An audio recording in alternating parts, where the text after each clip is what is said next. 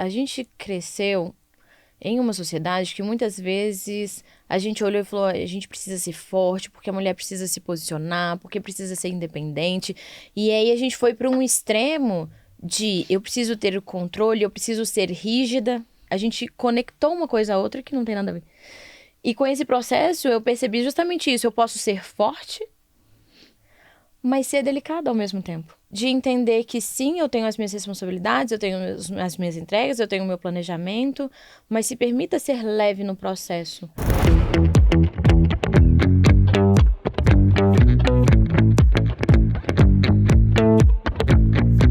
Gente, Café com Joia de hoje tá muito especial, porque eu tenho uma amiga de longa data. E hoje não está também só no papel de amiga, está no papel de mentorada. Entrou na Empush. E foi uma forma como o nosso caminho se cruzou muito interessante. E se cruzou várias vezes, né? Então a gente se encontrou, depois a gente se encontrou de novo lá na frente. E ela é uma mulher que ela tem uma história inspiradora. E eu tô muito feliz dela poder vir até o Café com Joia com vocês hoje e poder contar a história dela. Ela até falou assim, Fabi, as pessoas elas têm receio de me perguntar detalhes da minha história e pode me perguntar, eu não tenho receio nenhum de falar sobre a minha história, vocês vão entender a razão do porquê desse comentário. Então eu quero que vocês saibam que ela é uma mulher muito inspiradora, que faz e impacta diversas pessoas, e vocês também vão entender a razão disso. Mas antes de eu ficar falando, eu vou ler a bio dela e depois eu quero que ela, né, como de praxe, ela se apresente pra vocês e conte um pouquinho, já comece a contar um pouquinho da história dela. Ó, primeira coisa, ela é autora best-seller, ela é mentora e ela é palestrante em programação mental. Então já pega essa informação para vocês entenderem a atuação dela. Ela é uma força singular no campo da inteligência emocional, e isso tá uma grande razão do porquê que a gente se conectou muito. Conhecida pela capacidade de transformar pessoas com um olhar incisivo e inovador sobre o comportamento humano. Ela alia a experiência corporativa de mais de uma década em multinacionais do setor de mineração a uma formação robusta em hipnoterapia e neurociência. Ela é mentora de pessoas que buscam aprender como se tornar líderes de si mesmo, e sua abordagem ela é fundamentada no entendimento que o verdadeiro poder de autoliderança surge no autoconhecimento e da habilidade de navegar pelas próprias emoções e pelas emoções dos outros com maestria. Então, só pela mini bio dela, você já entende que ela é uma pessoa que ama entender sobre pessoas, sobre mentalidade e que faz impacto diretamente na vida das pessoas, melhorando a forma como a gente pensa, a forma como a gente se expressa, a forma como nós nos entendemos, e isso, por consequência, também melhora a forma como a gente entende o mundo. Então eu quero que vocês me ajudem a receber com muito carinho uma amiga e mentora, Maitê Teodoro. Obrigada, Seja muito Fabi. bem-vinda, Tô que muito bom que você tá feliz aqui. de estar aqui. E você foi falando e uma história foi passando assim na minha mente, né? De quando a gente se conheceu há 5 anos atrás. Não, você me falou isso, eu fiquei chocada que faz 5 anos. 5 anos atrás. Até fui olhar meu diploma e falei assim, cara, faz 5 anos mesmo. 5 anos. E quanta coisa aconteceu de lá pra cá. E foi um momento tão importante na minha vida, porque foi um momento de transição. Quando começou o meu processo de transição, foi um momento onde eu tive contato com esse processo de reprogramação mental, de neurociência, de entender sobre a mente humana, porque eu precisava entender como a minha mente funcionava para lidar com várias questões que tinham surgido naquele momento. E foi um momento muito decisório, assim, para que eu começasse a olhar para mim, para a vida e para as outras pessoas de uma forma muito diferente.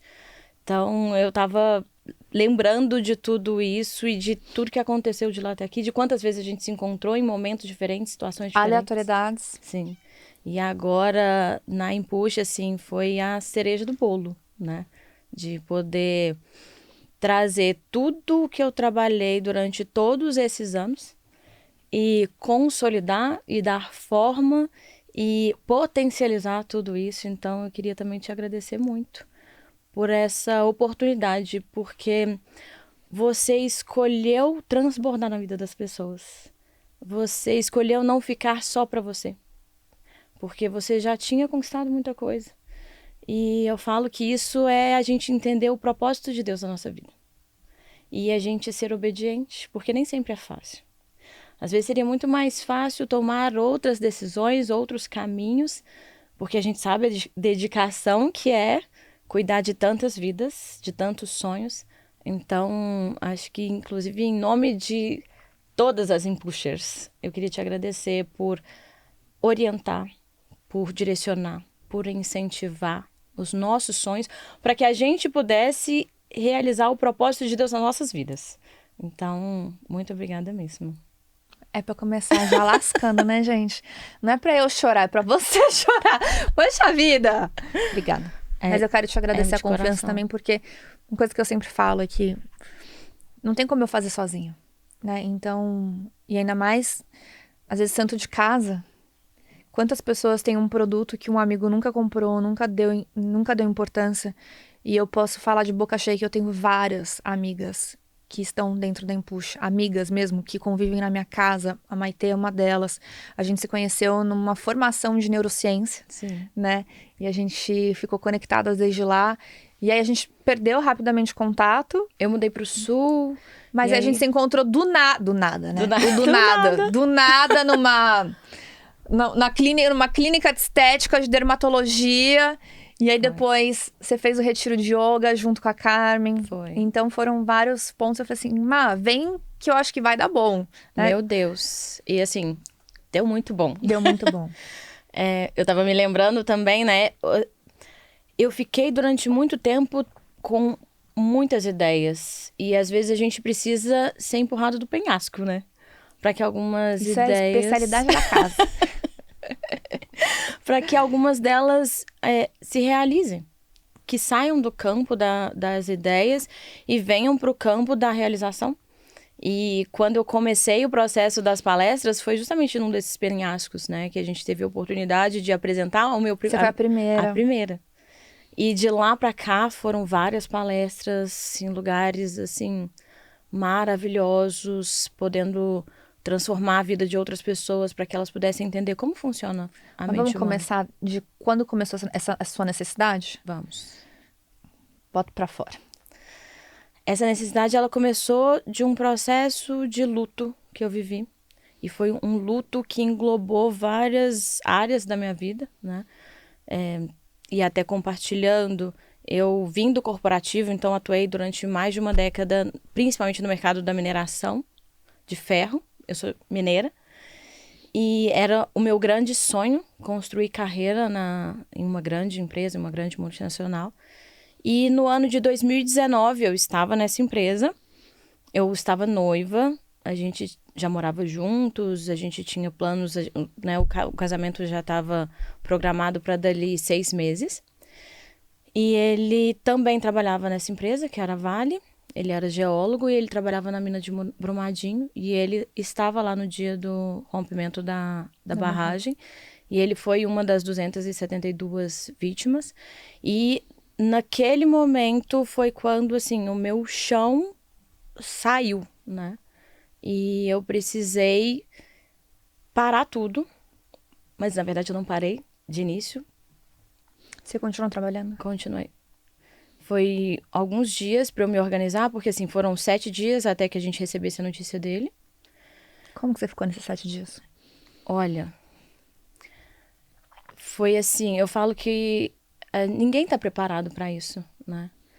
A sensação que eu tenho hoje é como se Deus tivesse me carregado no colo. Aquele texto, Pegadas na Areia, que fala, né, que no momento mais difícil só tinham 2 pegadas, e as 2 pegadas eram de Deus porque ele estava carregando a gente. Essa é a minha sensação.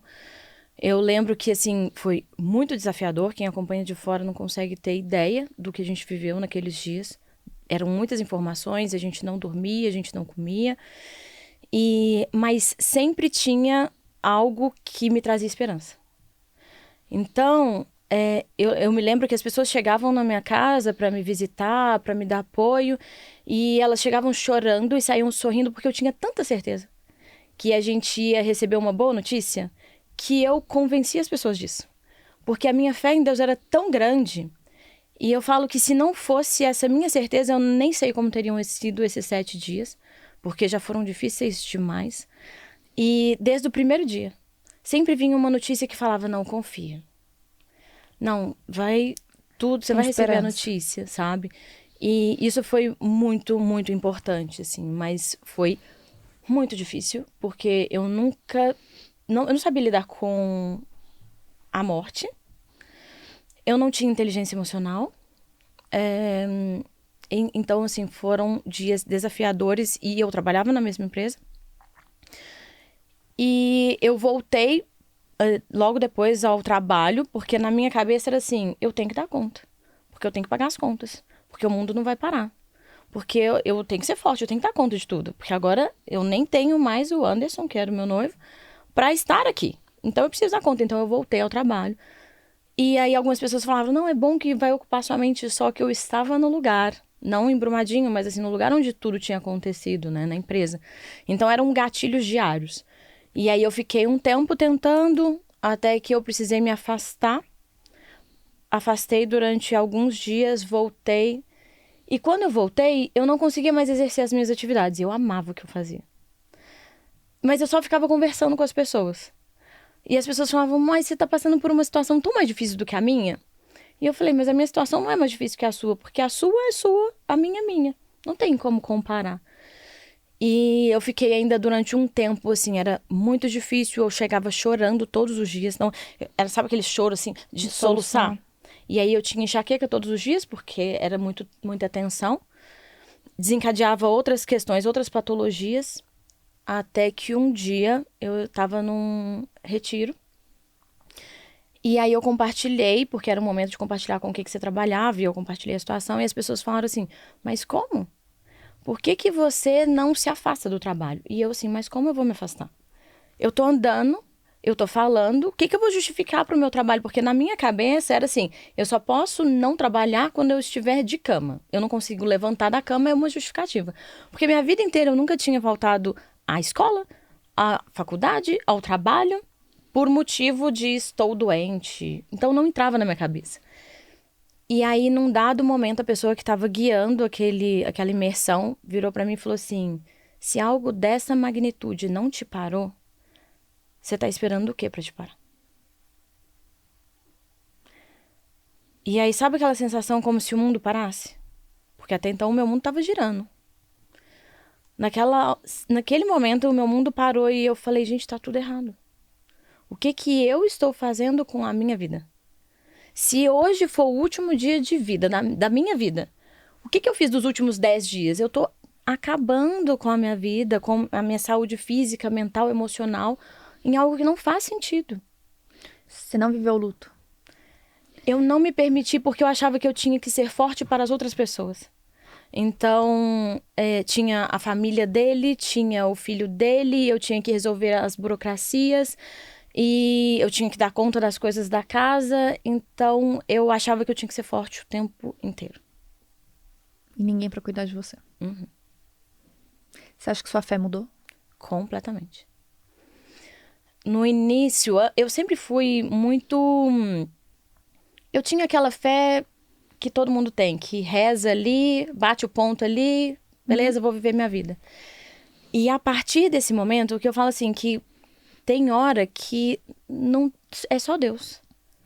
Não tem nada mais que você possa fazer. Então, naquele meu momento, era isso. Eu olhava e falava, não tem o que eu possa fazer. É só Deus que pode me ajudar numa situação dessa. Porque, assim, a minha profissão, a minha carreira, que era o que eu sonhava, não fazia mais sentido, eu não me conectava mais. Meu sonho de família, naquele momento, também não fazia mais sentido. Então, eu tive que buscar e entregar. Vou fazer uma outra pergunta. Por que você acha que nesse momento você se entregou e você não o renegou? Porque você concorda que tem muita gente que nessa mesma posição questiona Deus? Sim. Eu me lembro que... E aí tem muito a ver com as minhas crenças.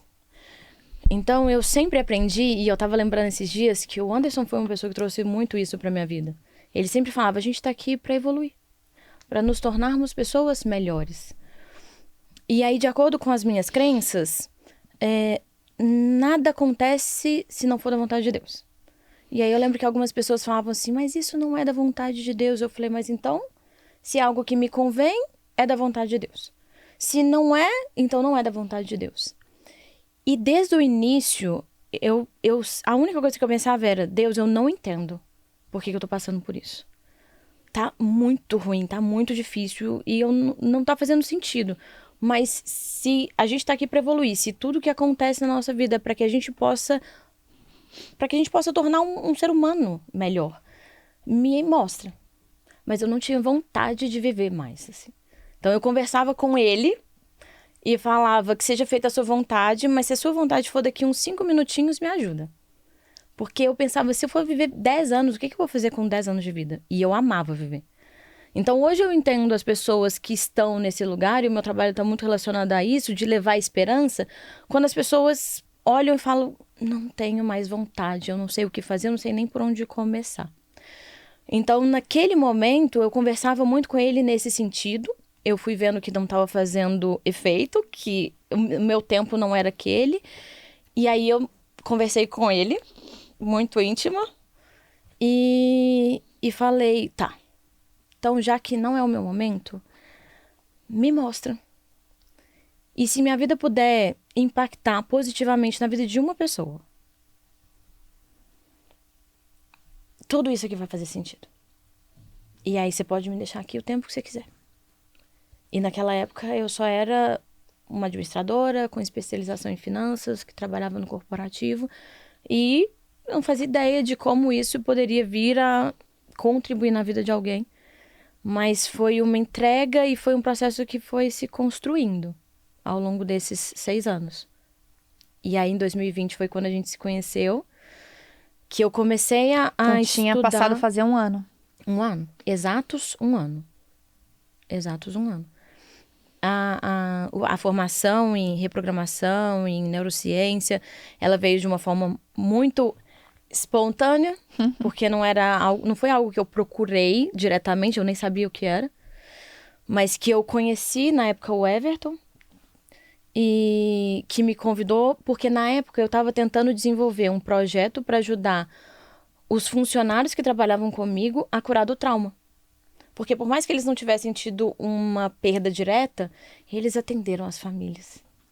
Então, você foi afetada Aham. e você estava ajudando as pessoas a passarem por todo o processo.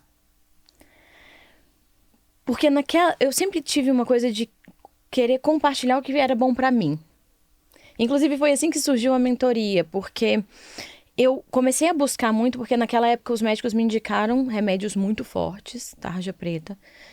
E eu falei, eu não vou tomar, porque eu falei, vou buscar outras alternativas antes.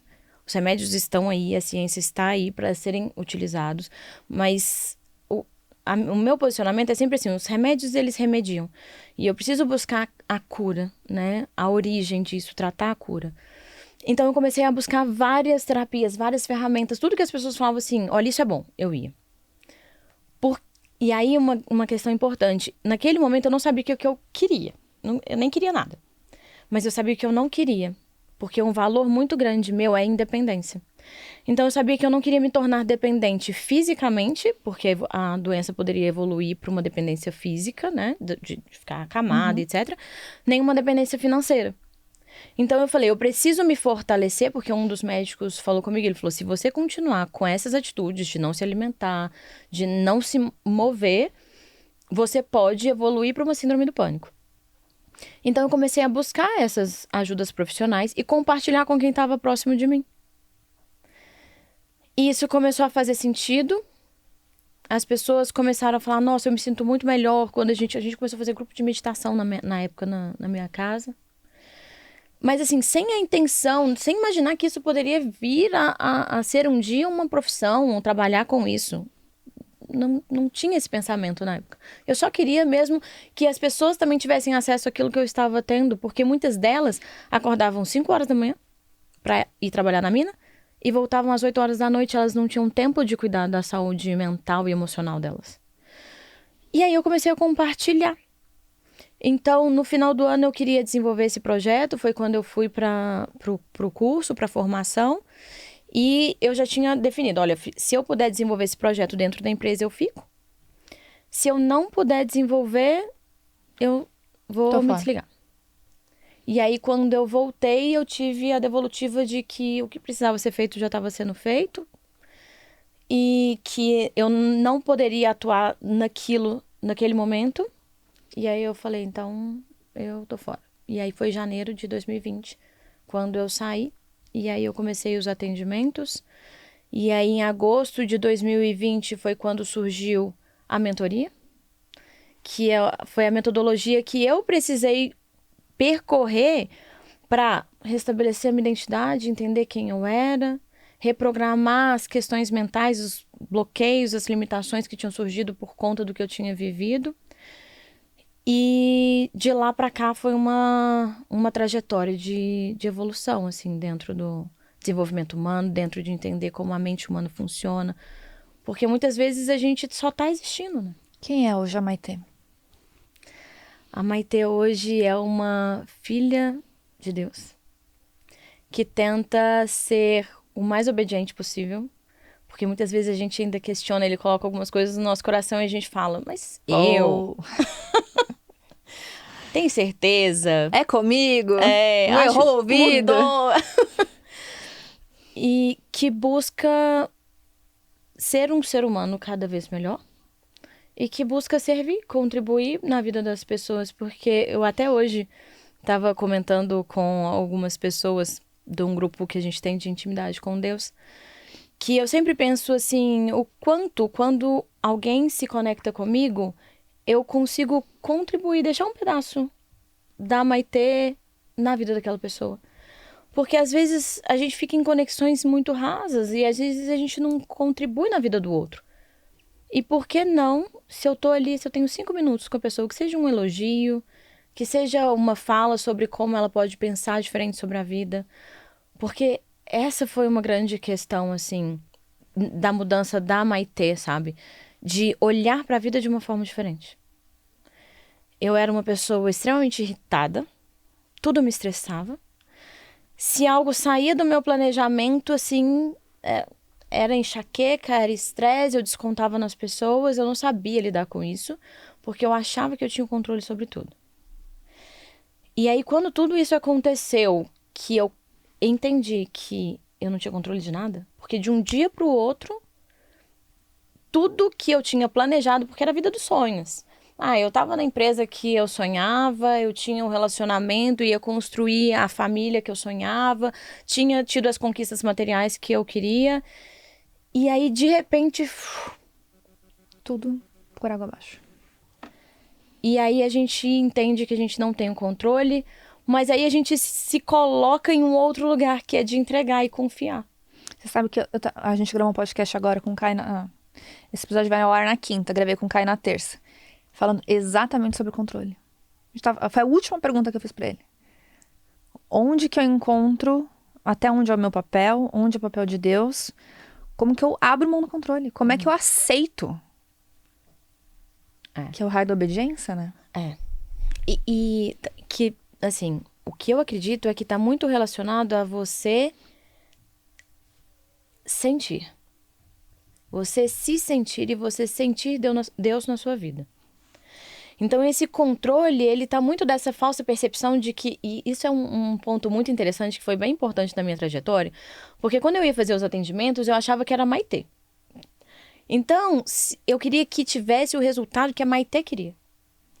A partir do momento que eu entendi que é o resultado que cabe naquela situação e que tem alguém que é muito maior, que sabe muito mais de mim, da outra pessoa que tá guiando, e eu entreguei.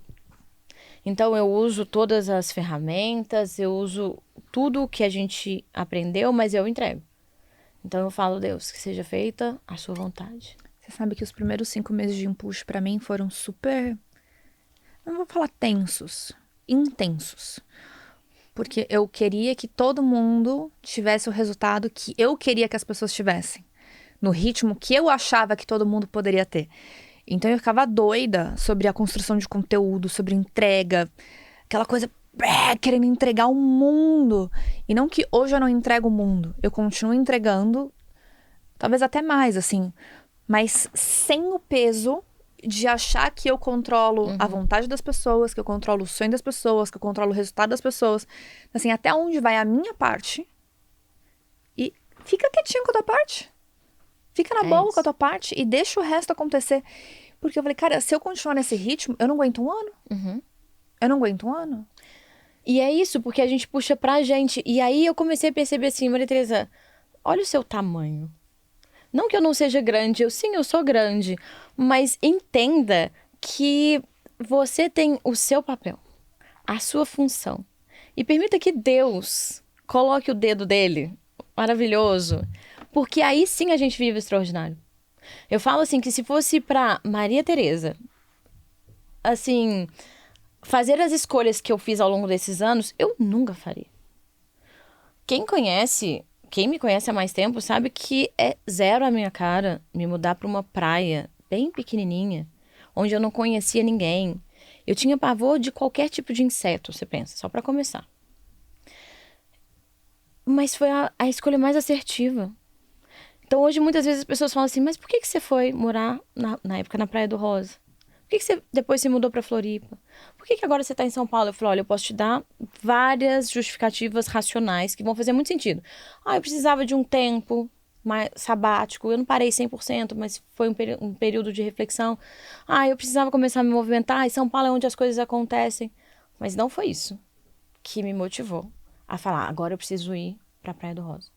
Agora eu preciso ir para Florianópolis. Eu tenho um colega que eu lembro que quando eu falei que eu ia me mudar pra São Paulo, ele falou, mas por quê? Eu falei, eu ouvi. Você estava em Floripa antes de vir pra cá? Antes de vir pra cá, tava em Floripa. E aí ele falou, mas por que você vai pra São Paulo? Eu falei, porque eu tava em São Paulo e uma voz falou, você precisa estar aqui agora. E eu vou. Ele falou, mas você vai por conta disso. É isso?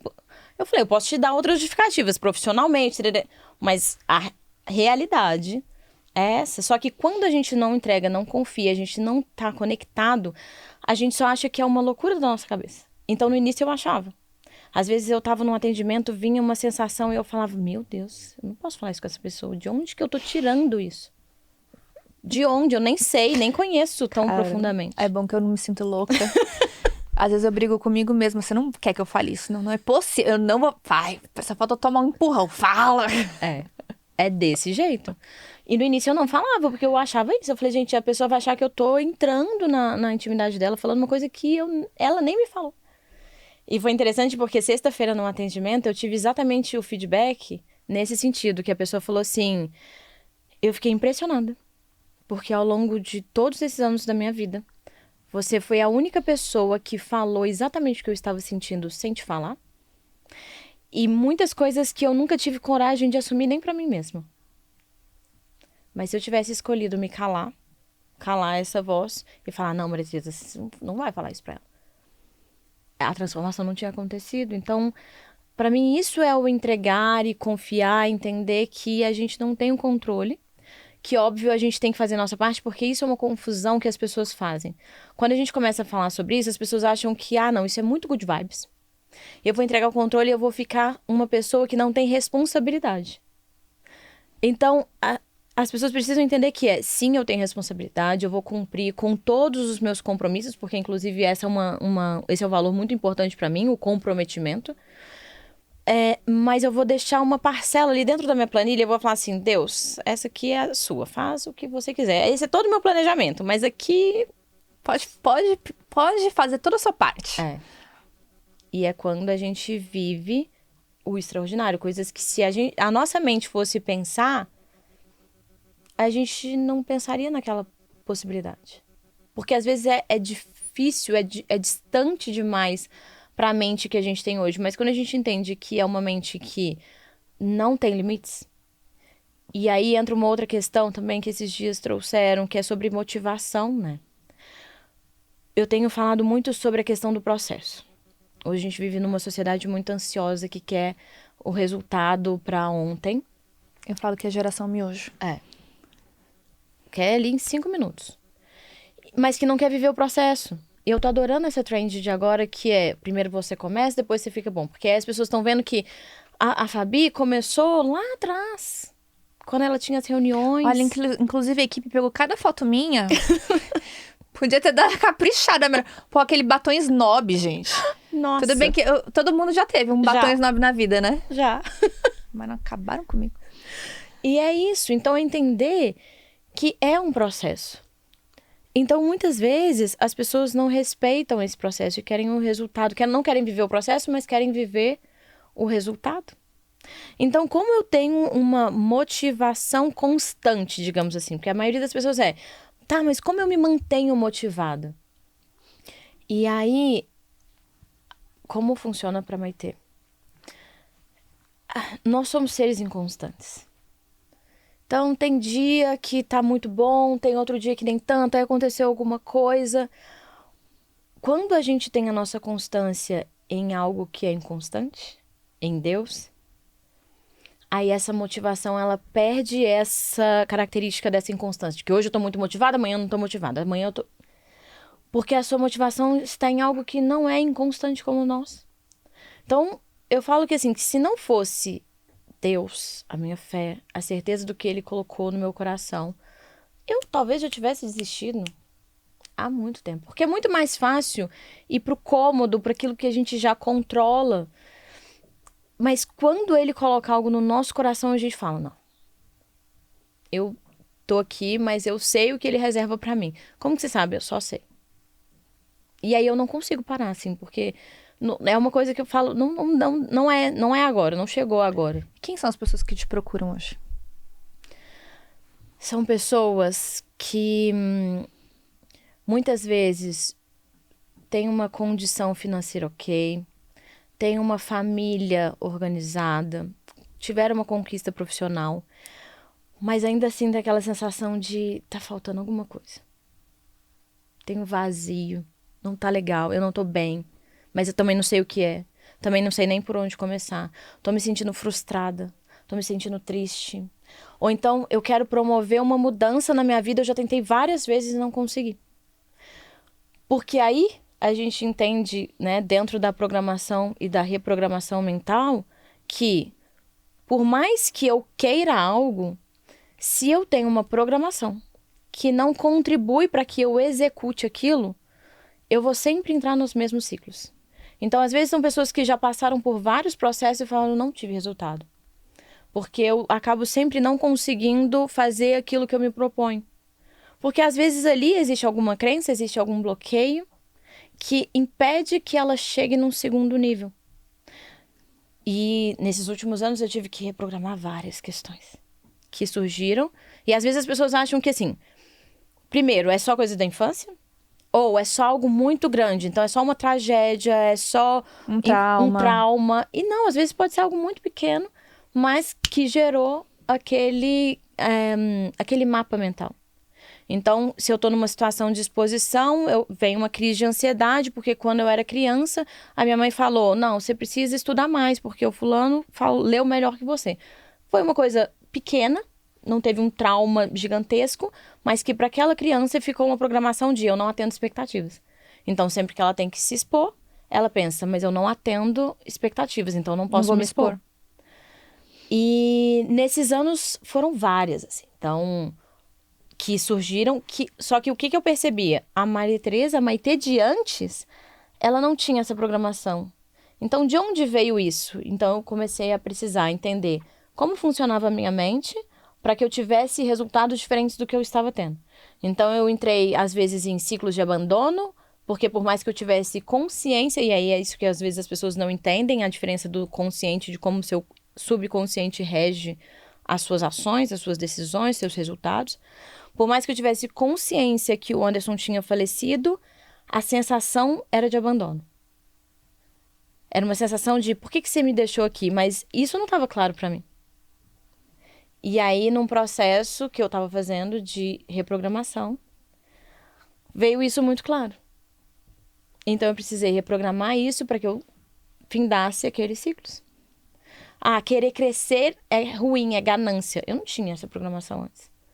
Mas ficou constatado que as pessoas sabiam do risco e assumiram o risco. Então, na minha cabeça foi, por conta de ganância, 272 pessoas morreram.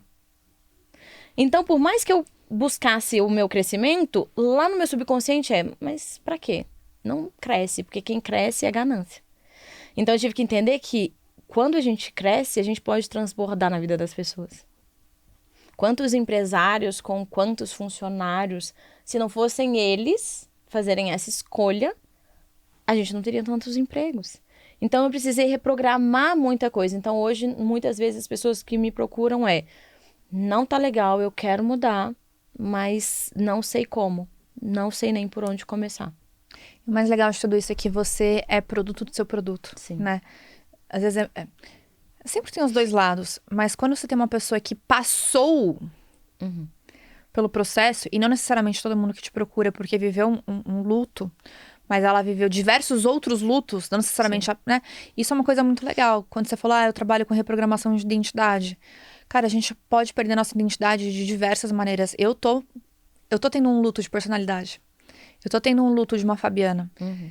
Eu não tive uma morte física, mas eu tive uma morte espiritual, sei lá, que eu poderia... Eu tive ontem, né? Eu tive no meu batismo, mas eu tive uma morte de uma Fabiana do passado pro renascimento de uma Fabiana. E às vezes é confuso, porque você olha assim pra essa pessoa, várias vezes eu olhava assim, mas ela não tem lugar. Quem que vai admirar uma pessoa que cede controle? Porque dentro da minha cabeça, se eu não tenho controle, eu sou fraca. Quem que admira uma pessoa fraca? Quem que admira uma pessoa frágil, que entrega tudo pra Deus? E aí eu começo a puxar o fio, que será que talvez por isso eu demorei tanto tempo pra falar, Deus, vem cá. Vem fazer morada na minha casa. Com certeza. E isso é muito interessante porque a gente cresceu em uma sociedade que muitas vezes a gente olhou e falou, a gente precisa ser forte, porque a mulher precisa se posicionar, porque precisa ser independente. E aí a gente foi para um extremo de eu preciso ter o controle, eu preciso ser rígida, porque se eu for muito doce, vai parecer que, ela não tem capacidade. A gente conectou uma coisa a outra que não tem nada a ver. E com esse processo eu percebi justamente isso, eu posso ser forte, mas ser delicada ao mesmo tempo. Que uma coisa não exclui a outra. Então, quando a gente começa a fazer essa entrega, olhar sobre essa perspectiva, a gente começa a olhar pra gente de uma forma diferente. A gente começa a olhar para o outro com mais empatia, com mais entendimento. A gente começa a olhar para a vida de uma forma mais leve. Então, leveza. Eu até escrevi. Eu falo que eu escrevo para eu não esquecer as coisas em mim. O seja leve, ele está relacionado a justamente trazer essa leveza para o dia a dia. De entender que sim, eu tenho as minhas responsabilidades, eu tenho as minhas entregas, eu tenho o meu planejamento, mas se permita ser leve no processo.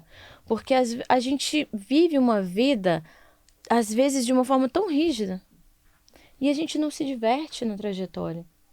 Então, é sobre a gente entender que a gente está aqui e que a gente pode, sim, se divertir enquanto a gente trabalha, quando a gente está em casa. Então, como trazer... E a gente, como mulher... trazer essa leveza pra dentro. Eu não tinha essa percepção. O meu era... Eu sempre guerreava, assim. Esses dias eu tava escutando num podcast de você falando que eu não vou pedir desculpa. Eu não pedia desculpa. A desculpa, ela até vinha até aqui, assim. E eu falava assim, meu Deus. Doía. Era uma dor física. Uma dor física. Porque você fala... E aí, às vezes, em discussões, eu falava assim, gente, eu tô errada. Eu preciso pedir desculpas. Mas eu não conseguia.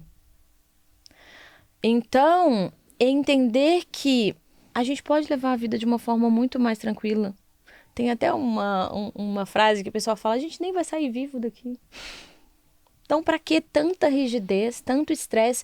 Quanto tempo da vida a gente passa nessa rigidez, nesse estresse, e quanto tempo a gente passa na leveza? Então, hoje eu busco levar a leveza para tudo que eu faço. Então, no meu dia a dia, nos meus atendimentos, numa conexão que eu faço com uma pessoa, seja no Uber, seja no... Olha só, como a minha crença é muito enraizada, né? E é um trabalho que eu tô fazendo. Onde a minha leveza, ela é associada? A preguiça, a fraqueza, a gente improdutiva. Então, toda vez que você fala a palavra leveza, eu sinto tudo isso e, ao mesmo tempo, eu já tô reprogramando. Você já sabe que não é isso. A leveza é algo maravilhoso, foca na leveza, continua na leveza, porque dentro das minhas conexões, a leveza não existe. Não existe. Como que você pode ter sucesso e ser uma pessoa leve? Não existe. E é um processo, como a gente estava falando, né? Eu comecei a trazer isso de uma forma muito intencional. Então as pessoas acham que às vezes também é isso daqui e de um dia pro outro eu vou ser leve. Eu comecei a trazer no dia a dia. Então hoje a escolha de vir com um vestido foi eu quero estar feminino. Porque eu tenho estado em lugares muito masculinos, mas eu não quero perder esse equilíbrio. Então eu sei que eu posso estar nesse lugar da força, da ação, de ser objetiva, de fazer escolhas, mas eu posso fazer isso com leveza. Então eu trago elementos que me lembram disso no dia a dia, porque às vezes é isso. A gente tá tão acostumada a, não, tem a rigidez, que se a gente tiver algo no nosso dia a dia que lembra, olha, pode ser leve. Que seja numa cor, que seja numa roupa, que seja num detalhe, que seja... Pra gente trazer isso com o tempo se tornar natural. Má, e a sua mentoria hoje, fala um pouquinho do formato dela pra eu entender. Ela vai no formato individual ou ela é em formato em grupo? Ela vai... Eu tô agora com duas mentorias. Uma no formato individual e uma outra no formato em grupo. A individual, a gente tem encontros, são 8 encontros. E dentro dessa mentoria, a gente tanto olha para a identidade, então trazer clareza de como eu estou hoje. Como eu estou me sentindo. As pessoas não sabem identificar as suas emoções. Elas não se sentem bem, mas elas nem sabem por quê, nem sabem a causa. Então... E muitas vezes ainda dá o nome errado pro que tá sentindo. Porque a gente não aprendeu como fazer isso. Então, como eu estou hoje? O que não está como eu gostaria? Como eu gostaria que estivesse? Então, sabe arrumar a casa? É esse momento de começar a colocar as coisas no seu lugar com ferramenta, de uma forma bem organizada. A gente avança para entender quais são os meus valores e as minhas crenças, que regem a minha tomada de decisão, as minhas reações, mas na maioria das vezes as pessoas nem sabem quais são. Qual é o meu ikigai, que as pessoas chamam de propósito, mas o que eu amo fazer? O que Deus colocou ali de diferente que é só da Fabi, que é só da Maitê? E às vezes a gente quer ser igual a todo mundo. Eu falo, gente, eu fico imaginando Deus olhando, falando assim, olha, eu te fiz deste jeito, mas você quer ser igual ao outro. A gente precisa olhar para o que nos farta e não para o que nos falta. Então o que a gente tem de fartura? Então a gente olha para o Ikigai e a gente entende, a gente começa a costurar isso de como eu estou, para onde eu quero ir, porque a maioria das pessoas também não sabe para onde quer ir. Muitas vezes chegou numa fase da vida que eu já atingi os meus objetivos, agora tô sem sentido. Tem um livro que eu amo, que é Em Busca de Sentido, que ele fala da importância de você ter um sentido na vida, algo que te motiva. Mas você sabe que, eu não sei se, é óbvio que você já ouviu, né? Todo mundo já ouviu aquela frase, dinheiro não traz felicidade. E aí as pessoas se enganam nessa frase, porque dinheiro traz muita felicidade. O que o dinheiro não traz é propósito. Sim. Então, o que a gente sente falta não é da felicidade quando eu tenho dinheiro ou quando eu tô sem dinheiro. O que a gente sente falta é o senso de propósito, que é o sentido. Exatamente. Então, você pode ter dinheiro e pode não ter dinheiro. Se você não tiver seu sentido, não tiver seu propósito, você vai ser infeliz da mesma forma. E é isso que faz com que as pessoas se sintam perdidas. Porque o que acontece? Elas estão ali no piloto automático.